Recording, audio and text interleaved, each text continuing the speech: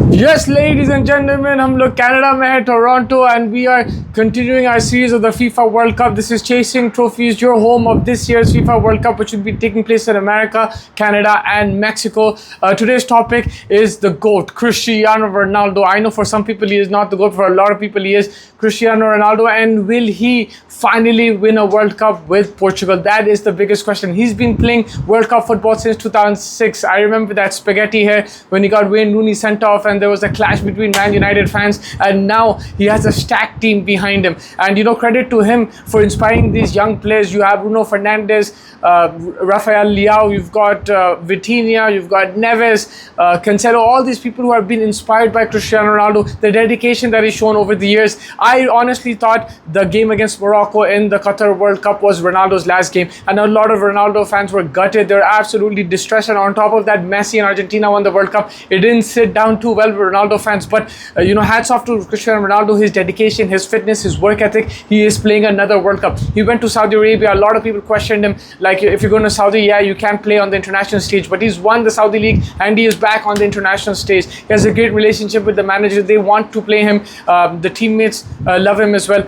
To be very honest with you, this is probably not a popular opinion. I do feel that Portugal is a more fluid team when he doesn't play. They've got Gonzalo Ramos as a replacement up top as well, and they do look fluid because Ronaldo at times in recent years has looked stagnant up front. Now, if we look at the 2022 World Cup and the 24 Euros, in a combine of 10 matches, Ronaldo has only one goal, and that was a penalty. I'm not trying to demean him. He's a great player. He's an incredible player, but you have to live within the times. Can Ronaldo adapt in this World Cup? He has the firepower. He has the people behind him. If you look at the goalkeeper, they got Diogo Costa, safe hands. They have got an experienced backline now as well. You've got Cancelo over there, you've got Ruben Diaz over there, you've got Semedo over there, you've got Diego Dallo over there as well.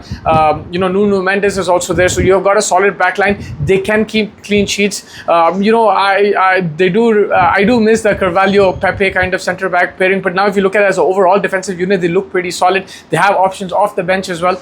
And then Portugal's strength, their firepower, is their midfield. Their midfield is stacked. They've got Vitinha, they've got João Neves, both playing for PSG, both Champions League winners, recently winning the final against Arsenal. They've got Bruno Fernandes, the number one assister in the Premier League, the highest assist in the Premier League season for Manchester United, for anybody who playing in the Premier League. 21 assists, Mr. Bruno Fernandes. He is a very creative player. They've got players who can find Ronaldo up top if he does start. I'm sure Ronaldo will start, to be very honest with you. They can go to another option later on, but I think Ronaldo will start. And then you've got Rafael Leao off the wings, you've got João Felix, you've got Pedro Neto as well. So you've got plenty of options for creativity. You've got plenty of goal scoring options as well. Bruno Fernandes can fancy a shot as well. Now, Portugal have to also understand that these players are also very powerful players. They're very strong players. Sometimes what happens is they focus too much on Ronaldo, and they're not being able to get the best of them. They don't take the shots, they don't take the chances. So they have to understand that they also need to have a shot from outside, whether it's Bruno, whether it's Vitinha, and obviously when they can find Ronaldo, they will find him for sure. For Ronaldo, man, obviously I think this is going to be his last World Cup. It's going to be tough, but he has the fitness, he has the work ethic, he has the dedication, and now he has the service providers. Sometimes a lot of the time when Ronaldo was going into the World Cup, it was all about him. But now I think Portugal as a unit are very, very strong. They can compete against the biggest teams. You saw the Nations League as well. I know people won't look too much into that, but that was a very successful tournament for them, a very successful performance from Portugal, and they'll try to replicate that. Yeah, dekho, at the end of the day, Ronaldo is a great player. He's a legend. No matter what, agar World Cup jeette nahi jeette, wo to GOAT rahega. Uske fans to rahenge. A lot of people love him, and they will continue to love him. But obviously, they will be looking to win this World Cup for him, Portugal.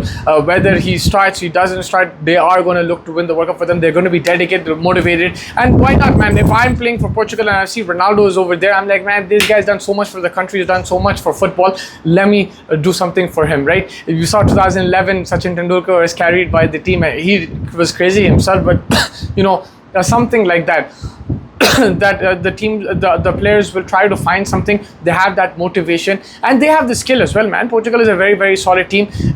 This is probably one of the strongest Portuguese teams coming into a World Cup. I feel that they are stacked. They have a lot of creativity. Defensively, they're solid. They've got experience defensively as well. Yes, there are a few players missing here and there. They will miss Pepe, they will miss Carvalho, but that's gone now. They have to look to the future, and they've got international level players who compete all over the world in different leagues in big European teams and big teams around the world. So I don't think there's anything to stop them. Obviously, World Cup, sometimes knockout football, things can change, things can happen. You can lose out on penalties, there could be heartbreaks. You need a bit of luck. Argentina won a couple of matches on penalties during the World Cup when Messi won, so you need a bit of luck there, and that's where they just need to stay a bit patient. I think Ronaldo is also much more experienced. He's much more mature now. I think he'll handle pressure much better this time around. He is an emotional guy. Sometimes he does feel the pressure, but I think he's seen enough heartbreaks, especially in international football, for him to understand, this is part of the game, and he will have now the tools to deal with that, especially if it goes to penalties, if it goes to a tight situation. Someone they can count on is Ronaldo. But again, there are other players that are experienced. Bruno Fernandes has been killing it for Man United over the years. Vitinha's won Champions Leagues. He's won tight games which have gone to penalties. So has Neves. They also have a little guy over there on the bench called Bernardo Silva. He can come and create a goal. He can come and score a goal as well. So there's plenty of attacking flair over there. Leao is somebody I'm very excited about. I think he was really good in the last World Cup. Injuries has really delayed his career a bit. He hasn't come onto that stage right now. But if he is fully fit in this World Cup, he will create a lot of chances. You can use that flank which he's going to be playing at to attack the defense, try to feed him the ball, and then he can find other players, or he can take shots at himself. And like I said, I think it's going to be important for Portugal and their players to also contribute themselves. It's not just about finding Ronaldo anymore. It's about how you can provide to the team which best pass. Sometimes if Ronaldo is open and so is Leao, you might have to target Leao at times. It's not just all about Ronaldo anymore, and that's how they're going to look at it.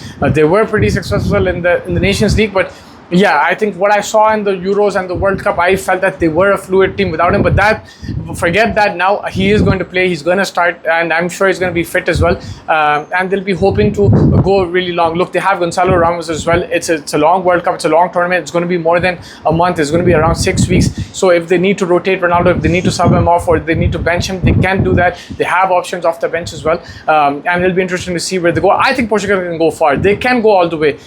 If I see other teams who are in their way, obviously there's Argentina, there is France, there is Spain. They might have a tough game against Mexico somewhere, or a tough game against Ecuador or some other team, but I think that they can go all the way.